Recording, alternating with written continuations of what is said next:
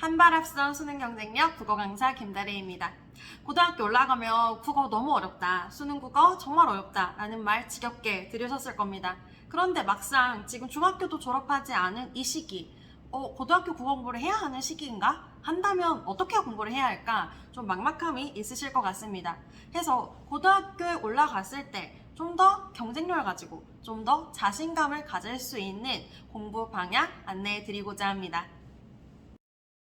현재 동영상 촬영하고 있는 이 시점은 우리 아이들이 9월 학력평가를 본 이후여서 그 학력평가 얘기를 좀 하려고 합니다. 화면에 보시게 되면 현재 9월 모의고사 학력평가 고1 등급 컷을 가지고 왔는데요. 1등급 컷이 83점입니다. 2등급 컷은 73점이고요. 그러니까 73점만 넘어가도 70점대 후반만 받아도 2등급에 받을 수 있는 시험인 거죠. 그러니까 중학교 때 국어 시험을 생각하면 다 맞았어요. 혹은 한 문제 틀렸어요. 저는 중학교 3년 내내 A를 받았습니다 하는 학생들 너무너무 많은데요. 그 아이들이 고등학교 올라오자마자 받게 되는 점수는 70점, 80점만 받아도 너무너무 좋은 점수인 거예요. 그 정도로 고등학교 국어가 갑자기 이렇게 중3과 고1 사이 갭이 너무나 확 뛰어오르게 됩니다. 그러면 이번 9월 모의고사만 유난히 어려웠던 거 아닐까? 라고 생각하실 수 있을 것 같아서 3월 모의고사 등급 컷을 가지고 왔는데요. 3월은 더 낮습니다. 화면을 보시면 1컷이 76점이고요. 2컷은 68점입니다. 그러니까 70점만 넘겨도 2등급, 76점 넘기면 1등급 이었던 시험인 거죠. 그래서 이 시험은 고1 3월 달에 중간고사 보기도 전에 보는 시험이기 때문에 아이들이 중학교 졸업하고 와, 나 고등학생 되자마자 3월 달에 보는 처음 시험인데 내가 맨날 90점, 96점 막 이렇게 받다가 난생 처음 받는 점수를 학생들이 보고 아주 놀라고 고등학교 국어에 대해서 겁을 먹고 이거 어떻게 해야 하나 라는 그런 막막함을 가진 상태에서 이제 중간고사 대비로 이어지게 되죠. 그 전에 좀 미리 고등학교 국어를 공부를 한다면 우리 아이들이 좀 더 경쟁력과 자신감을 가지고 국어 공부를 이어나갈 수 있지 않을까 하는 말씀을 드리고 싶습니다. 그럼 이 시기에 어떤 공부하는 게 좀 좋을까요? 일단 모의고사에 대한 그 얘기를 좀 이어가지고 오면은요, 아이들이 가장 많이 틀렸던 베스트 오더면 5 문제 안에 항상 들어가는 것이 비문학과 고전문학입니다.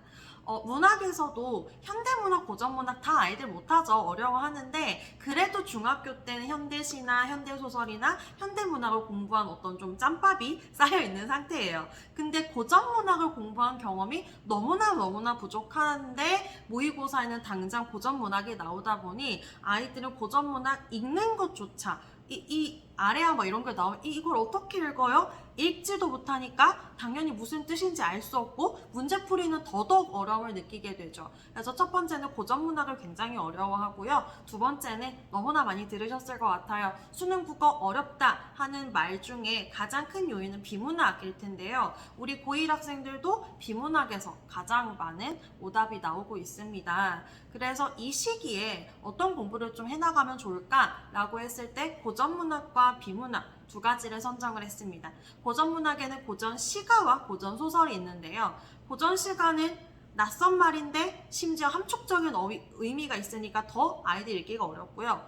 고전소설은 낯선 말인데 길기까지 하니까 역시 더 읽기 어렵습니다. 그래서 고전문학을, 고전시가는 역사적 갈래 흐름별로 차근차근 지식을 쌓아 나갈 거고요. 고전소설은 영역별로 공부하는 것이 좋습니다. 고전소설의 영웅분담소설, 애정소설, 가문소설, 그래서 소설의 유형별로 공부를 해나갈 거예요. 왜냐하면 유형별로 스토리라인이 어느 정도 짜여져 있기 때문에 그 정해져 있는 스토리라인을 공부를 해두면 다른 소설을 읽기에도 훨씬 수월해집니다.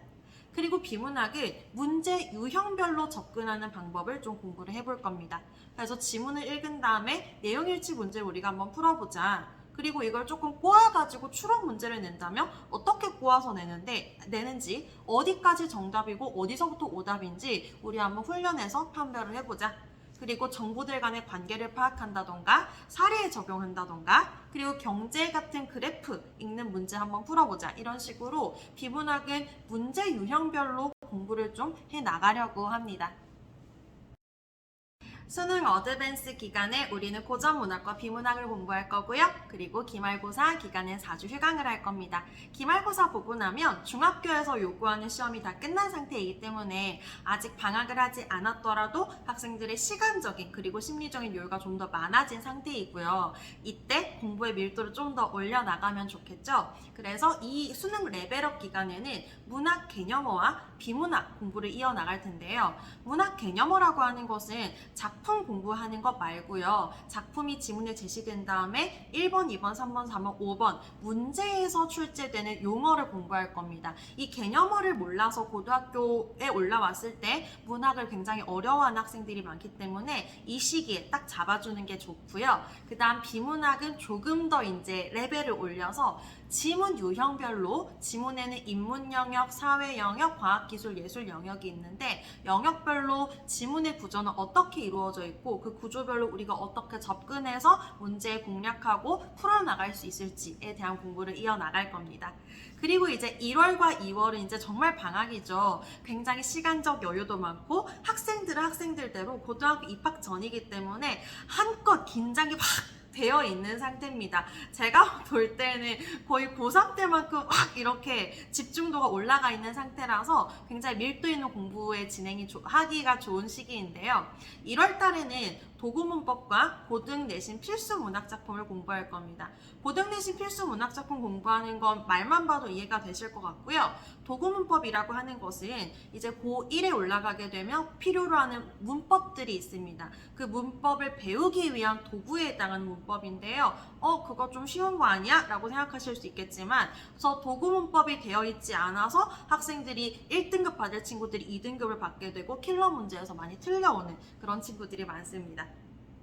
그리고 2월달로 가게 되면 미리 문법과 시조 77수를 할 거예요. 미리 문법이 고등학교에 나온 문법 미리 선행하고 들어갈 겁니다. 고등학교가 문법이 너무 어려워요. 그래서 그 문법에 대비하기 전에 선행을 한번 돌리고 이제 고등학교에 갈 거고요. 그 다음 시조는 킬러 문제에 대비하기에 일단 너무 좋습니다. 시조가 교과서에 없음에도 불구하고 학교생들은 시조를 출제를 하시죠. 그 까다로운 킬러 문제 대비하기에 너무나 좋고요. 그 다음 시조 공부를 지금 이 겨울방학에 미리 해두면 고전 문학에 대한 기본기가 어느 정도 쌓이는 것이기 때문에 2학기에 가고 고2에 갔을 때 우리 아이들의 경쟁력이 되어줄 수 있는 좋은 공부 커리큘럼이라고 이해해 주시면 되겠습니다.